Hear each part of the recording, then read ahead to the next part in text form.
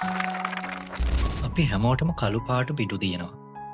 සමහර පිටු අපේ හිත රිද්දලා ඒ වේදනාව එදිනෙදා ජීවිතයටත් අරගෙන එනවා.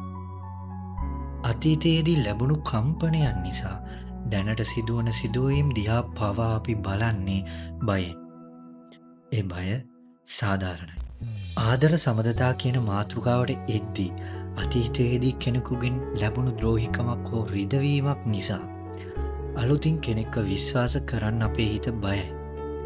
ආයෙමත් ඒ දේ වුණොත් කියලා අපි අපෙන් මහනවා.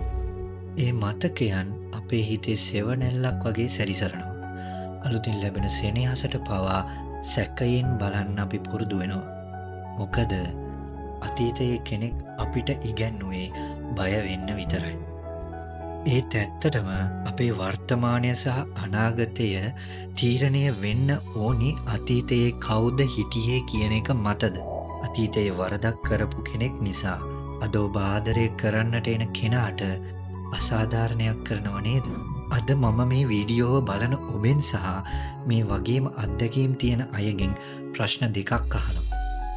මොකද අපි එකිනෙකාට උදව් කළ යුතුයි. අතීත කම්පනය නිසා ඇති වූ බය වර්තමාන සම්බන්ධතාවයකට බලපාන විට ඔයා ඒක කළමනාකරණය කරගන්නේ කොහොමද?